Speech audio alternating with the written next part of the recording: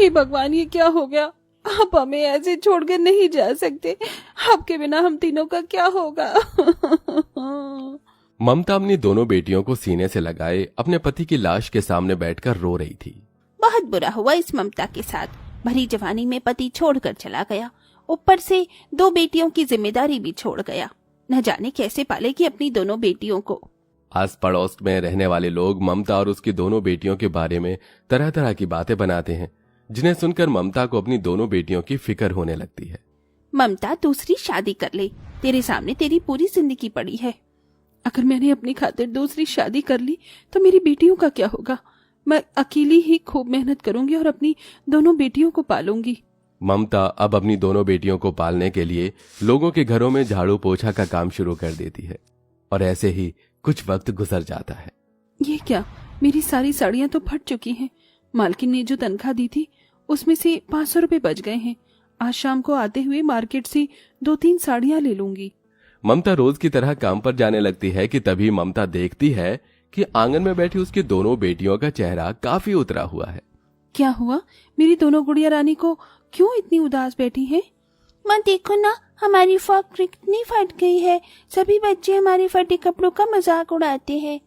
कहते हैं हमारे पापा नहीं है ना, इसलिए हम कभी भी अच्छे कपड़े नहीं पहन सकते। नहीं बेटा, ऐसा नहीं है। जब तक तुम्हारी माँ है तुम्हें कभी किसी चीज की कमी नहीं होने देगी। अपने लिए साड़ी के लिए ममता ने जो पैसे लिए थे, उन पैसों से ममता दोनों बेटियों के लिए नई फ्रॉक ले लेती है। अपनी दोनों बेटियों की खुशियों में ही ममता अक्सर खुश हो जाया करती थी। हे भगवान, भिंडी तो सोने की जितनी महंगी हो चुकी है। इतनी सी भिंडी में मैं और मेरी बेटियां क्या ही खाएंगी। एक काम करती हूँ, भिंडी उन्हें दे दूंगी और मैं चटनी से रोटी खा लूंगी। ममता अपनी दोनों बेटियों के लिए भिंडी की सब्जी बनाकर खुद सिल पर चटनी पीसकर उससे रोटी खाने लगती है। माँ, तुम चटनी के साथ रोटी क्यों खा रही हो? तुम्हें तो भिंडी बहुत पसंद है ना? नहीं बेटा, अब मेरा भिंडी खाने का मन नहीं करता, इसीलिए तो मैं चटनी के साथ रोटी खा रही हूँ। ममता यूं ही हमेशा अपनी छोटी छोटी खुशियों को मारकर खुद रूखा सूखा खाकर अपनी दोनों बेटियों को किसी चीज की कोई कमी नहीं होने देती। माँ, अब हम नई क्लास में आ गई हैं, हमें नई किताबें चाहिए होंगी और इस बार तो हमें स्कूल बैग भी चाहिए। हमारा स्कूल बैग फट चुका है। ठीक है बेटा, हम इस संडे ही तुम्हारे लिए नई किताबें और बैग्स लेने के लिए चलेंगे। दिन पर दिन अपनी दोनों बेटियों के बढ़ रहे खर्चे को देखकर अब ममता आसपास के लोगों से सिलाई का काम भी ले लेती है। दिन भर जहां ममता लोगों के घरों में नौकरानी का काम करती, वहीं रात भर जाग कर लोगों के कपड़े सिलकर अपनी बेटियों को बिना उन्हें किसी चीज की कमी हुए उन्हें पालती हैं। वक्त गुजरता है और अब जहां ममता के सफेद बाल आ जाते हैं, वहीं उसकी दोनों बेटियां भी जवान हो जाती हैं। मैं जानती थी कि मेरी दोनों बेटियों हर साल की तरह इस साल भी अव्वल आएंगी। बताओ क्या चाहिए मेरी बेटियों को मुझसे? माँ, हम आगे पढ़ना चाहते हैं। आगे पढ़कर हम एक अच्छी कंपनी में जॉब करेंगे ताकि अब हम आपकी जिम्मेदारी संभाल सके। अपने इन हाथों से बचपन से हमारी जवानी तक आपने हमारे लिए बहुत मेहनत की है। अब हम इन हाथों को आराम देना चाहते हैं। मेरी बच्चियों, तुमने इतना कह दिया वही मेरे लिए काफी है। तुम दोनों को आगे पढ़ना है ना, तुम खूब मन लगाकर पढ़ो और पैसों की फिक्र मत करना। ममता की उम्र को देखकर अब कोई भी उसे नौकरानी का काम नहीं देता। बढ़ती उम्र के चलते ममता की आंखें भी कमजोर हो जाती हैं, इसलिए वो ठीक से सिलाई भी नहीं कर पाती। लेकिन अपनी दोनों बेटियों की आगे की पढ़ाई के लिए ममता मेहनत करना नहीं छोड़ती और अब ममता मजदूरी का काम करना शुरू कर देती है। मेरी कमर, इतने दिन हो गए हैं, ये कमर का दर्द तो जा ही नहीं रहा है, ऊपर से ये हाथ में छाले और पड़ गए हैं।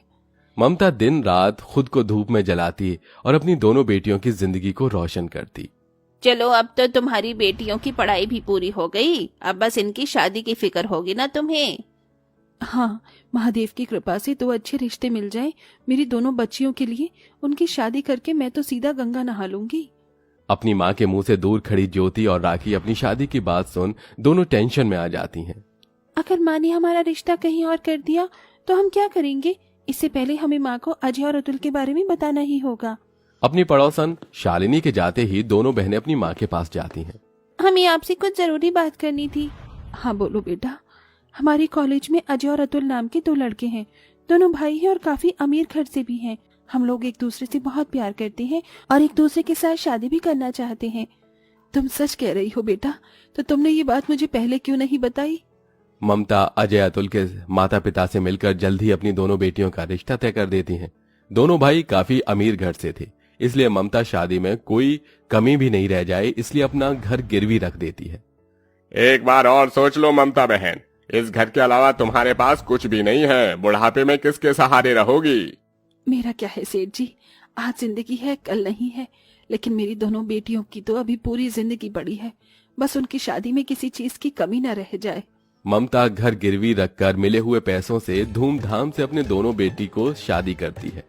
माँ, हमें आपकी बहुत याद आएगी माँ, हम आपके बिना कैसे रहेंगे? याद तो मुझे भी तुम दोनों की बहुत आएगी, लेकिन बेटा जाना तो पड़ेगा ही ना। तुम लोग फिक्र मत करो, मैं तुम लोगों से मिलने आऊंगी और तुम भी तो आओगी ना। ममता भरी आंखों से अपनी दोनों बेटियों को विदा करती है।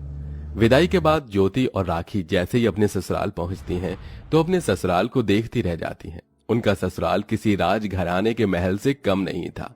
इतना बड़ा घर, महंगी महंगी चीजें और इतने सारे नौकर को देखकर दोनों बहनें काफी हैरान होती हैं। और अब शादी के बाद किसी महारानी की तरह वो अपनी जिंदगी जीती हैं। बेटा, वहाँ सब कुछ ठीक तो है? तुम दोनों खुश हो ना? हाँ माँ, हम बहुत खुश हैं। चलिए अब हम कॉल रखते हैं, हम एक पार्टी में जाना था। आप अपना ख्याल रखिएगा। अपनी दोनों बेटियों को इतना खुश देखकर ममता भी बहुत खुश होती है, लेकिन अब धीरे धीरे ज्योति और राखी के लक्षण बदलने लगते हैं। अमीर घर में शादी होने की वजह से दोनों अपनी अमीर जिंदगी को जीने में इतनी व्यस्त हो जाती हैं कि अपनी बूढ़ी गरीब माँ को धीरे धीरे भूलने लगती हैं। बेटा, तुम दोनों से मिले हुए कितना वक्त हो गया है, कब आ रहे हो दामाद जी को घर पर लेकर? तुम दोनों की मनपसंद भिंडी बनाऊंगी मैं। क्या माँ, कभी तो इस भिंडी आलू से बाहर निकलो। अब हम भिंडी आलू नहीं बल्कि लजानिया, क्रोसोट खाते हैं, और वैसे भी हमारे पति को बिना एसी में रहने की आदत नहीं है, तो वो तो आएंगे नहीं और उनके बिना हम भी नहीं आएंगे। अपनी बेटियों के मुंह से ऐसी बातें सुनकर ममता को काफी दुख होता है। शादी के बाद जहां कुछ दिनों तक दोनों बहनें अपनी माँ को कॉल करती हैं, वहीं कुछ दिनों कॉल तो दूर अपनी माँ को कॉल तक नहीं उठाती। ऐसे ही कुछ वक्त गुजर जाता है। ममता एक रोज काम से घर लौट रही होती है कि तभी रास्ते में उसे अपनी बेटियां दिखती हैं, जिसे देख ममता भागी भागी उनके पास जाती है। ज्योति, राखी, कैसी हो मेरी बच्ची? ज्योति, राखी, ये बूढ़ी गरीब औरत कौन है? मैं इनकी माँ हूँ। क्या तुम्हारा दिमाग तो नहीं खराब हो गया है? तुम गरीब औरत हमारी माँ कैसे हो सकती हो? चलो भागो यहाँ से। अपनी अमीर सहेलियों के सामने दोनों बहनें अपनी माँ को ना पहचानने का नाटक करती हैं और अपनी महंगी महंगी गाड़ी में बैठकर निकल जाती हैं, जिसे देख अब ममता पूरी तरह से टूट जाती है। वहीं समय पर कर्ज के पैसे वापस न देने की वजह से ममता का घर भी उससे छिन जाता है और अब ममता बूढ़ी और खराब हालत में एक छोटी सी घास फूस की झोपड़ी में रहती है। अब क्या अपनी बची कुची जिंदगी भी उन दोनों बेटियों के लिए ऐसे ही बर्बाद करोगी? तुम्हें तो तुम्हारा होश ही नहीं है। मेरी बेटियां मुझसे बहुत प्यार करती हैं, तुम देखना एक दिन जरूर आएंगी।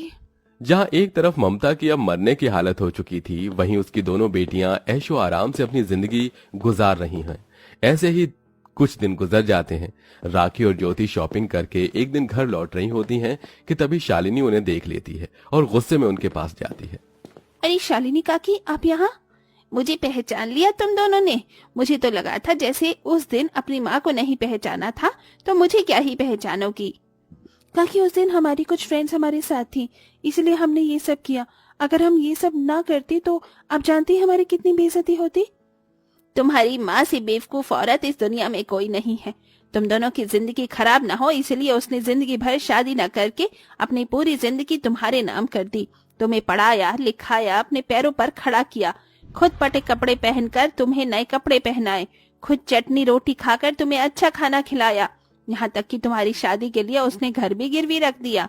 और तुम दोनों बेटियों ने पैसे को देखकर इतनी जल्दी रंग बदला। तुम जानती भी हो तुम्हारी माँ किस हालत में है। शालिनी और राखी की बात सुन दोनों बहनें जैसे अपनी माँ के पास जाती हैं और देखती हैं कि कैसे उनकी माँ खराब हालत में एक झोपड़ी में रह रही हैं। माँ, ज्योति, राखी, मेरी बच्चियों आ गई तुम दोनों। मैं कहती थी ना शालिनी कि मेरी दोनों बेटियां मेरे पास जरूर आएंगी। अब मैं आराम से मर सकती हूँ। नहीं माँ, ऐसा मत कहो। माँ, हमसे बहुत बड़ी गलती हो गई। पैसों और अमीरी को देख हम तो आपको भूल ही गए। अगर आप ना होते तो आज हम भी ना होते। माँ, हमें माफ कर दो माँ। दोनों बेटियां अपनी माँ से माफी मांगती हैं और जल्दी ममता को अस्पताल में एडमिट करवा देती हैं। ममता के ठीक होते ही दोनों बेटियां अपनी माँ के लिए एक सुंदर सा घर खरीदती हैं और साथ ही साथ हर महीने माँ को पैसे भी देती हैं और इसी के साथ दोनों बेटियां अब अपनी माँ का खूब ख्याल रखती हैं।